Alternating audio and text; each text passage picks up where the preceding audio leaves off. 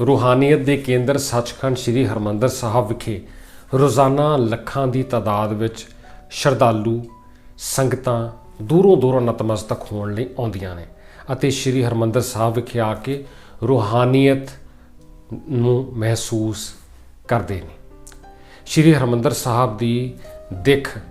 ਹੀ ਸ਼ਰਧਾਲੂਆਂ ਦੇ ਮਨਾਂ ਅੰਦਰ ਸਤਿਕਾਰ ਦਾ ਇੱਕ ਨਵਾਂ ਪੱਧਰ ਪੈਦਾ ਕਰਦੀ ਹੈ ਅਤੇ ਸ਼੍ਰੀ ਹਰਮੰਦਰ ਸਾਹਿਬ ਦੇ ਅਲੌਕਿਕ ਦ੍ਰਿਸ਼ ਨੂੰ ਵੇਖਦਿਆਂ ਹੀ ਸ਼ਰਧਾਲੂਆਂ ਦਾ ਸੀਸ ਆਪਣੇ ਆਪ ਸਤਿਕਾਰ ਸਹਿਤ ਝੁਕਦਾ ਹੈ। ਸ਼੍ਰੀ ਹਰਮੰਦਰ ਸਾਹਿਬ ਵਿਖੇ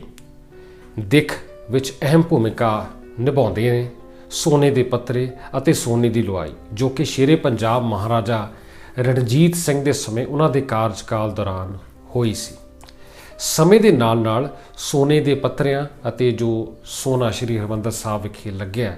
ਉਸ ਦੀ ਸਾਂਭ ਸੰਭਾਲ, ਸਾਫ਼ ਸਫਾਈ ਅਤੇ ਸੁਚੱਜੇ ਢੰਗ ਨਾਲ ਦੇਖਭਾਲ ਦੀ ਵੀ ਲੋੜ ਮਹਿਸੂਸ ਕੀਤੀ ਜਾਂਦੀ ਰਹੀ ਅਤੇ ਇਸੇ ਕਰਕੇ ਪਿਛਲੇ ਕੁਝ ਸਾਲਾਂ ਤੋਂ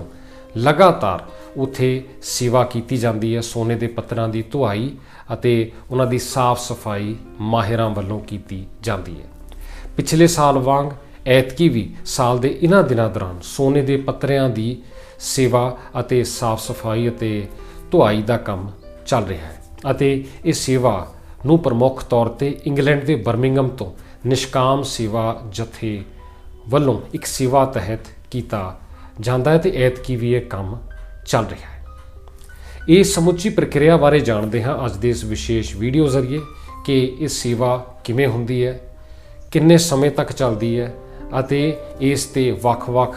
ਦ੍ਰਿਸ਼ ਜਿਹੜੇ ਨੇ ਉਹਨਾਂ ਨੂੰ ਵੇਖਦੇ ਹਾਂ ਅੱਜ ਦੇ ਇਸ ਵਿਸ਼ੇਸ਼ ਵੀਡੀਓ ਜ਼ਰੀਏ। ਰੂਹਾਨੀਅਤ ਦੇ ਕੇਂਦਰ ਸੱਚਖੰਡ ਸ਼੍ਰੀ ਹਰਮੰਦਰ ਸਾਹਿਬ ਵਿਖੇ ਸੋਨੇ ਦੇ ਪੱਤਰੇ ਇੱਕ ਵਿਸ਼ੇਸ਼ ਖਿੱਚ ਦਾ ਕੇਂਦਰ ਬਣਦੇ ਨੇ ਅਤੇ ਇਸ ਮਹਾਨ ਅਸਥਾਨ ਦੀ ਦਿੱਖ ਨੂੰ ਇੱਕ ਵਿਲੱਖਣਤਾ ਵੀ ਪ੍ਰਦਾਨ ਕਰਦੇ ਨੇ। ਇਨੀ ਦਿਨੀ ਸ਼੍ਰੀ ਹਰਮੰਦਰ ਸਾਹਿਬ ਦੀ ਮੁੱਖ ਇਮਾਰਤ ਵਿੱਚ ਲੱਗੇ ਸੋਨੇ ਦੇ ਪੱਤਰਿਆਂ ਦੀ ਮੁਰੰਮਤ, ਸਫਾਈ ਅਤੇ ਮੀਨਾਕਾਰੀ ਦੀ ਸੰਭਾਲ ਦਾ ਕੰਮ ਚੱਲ ਰਿਹਾ ਹੈ। ਅੱਜ ਦੇ ਇਸ ਵਿਸ਼ੇਸ਼ ਵੀਡੀਓ ਵਿੱਚ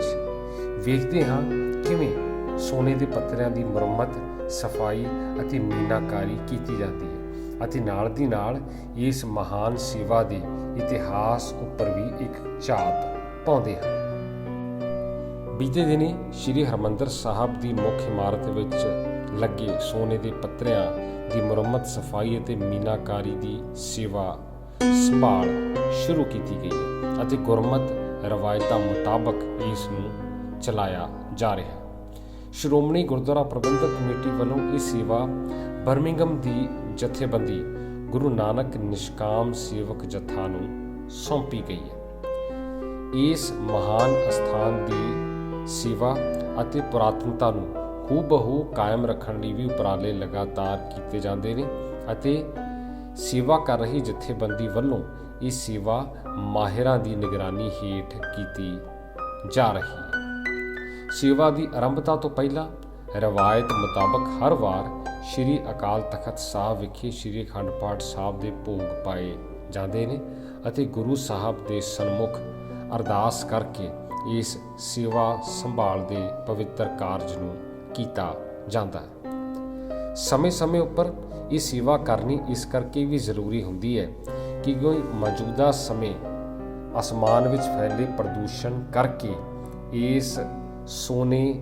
ਉੱਪਰ ਵੱਖ-ਵੱਖ ਤਰ੍ਹਾਂ ਦੀਆਂ ਪਰਤਾਂ ਅਤੇ ਮਿੱਟੀ ਘੱਟਾ ਜੰਮਦਾ ਅਤੇ ਇੱਕ ਕਾਲੀ ਪਰਤ ਵੀ ਜੰਮ ਸਕਦੀ ਹੈ, ਜਿਸ ਲਈ ਇਸ ਨੂੰ ਸਮੇਂ-ਸਮੇਂ ਉੱਪਰ ਮਾਹਿਰਾਂ ਦੀ ਨਿਗਰਾਨੀ ਹੇਠ ਸਾਫ਼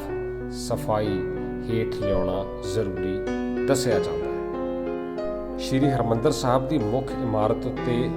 ਮੁੜ ਲੱਗੇ ਸੋਨੇ ਦੀ ਧੁਆਈ ਦੀ ਸੇਵਾ ਪਿਛਲੇ ਕੁਝ ਸਾਲਾਂ ਤੋਂ ਲਗਾਤਾਰ ਹਰ ਸਾਲ ਕੀਤੀ ਜਾਂਦੀ ਹੈ। ਇਸ ਸੰਬੰਧੀ ਇਤਿਹਾਸ ਉੱਪਰ ਝਾਤ ਪਾਈਏ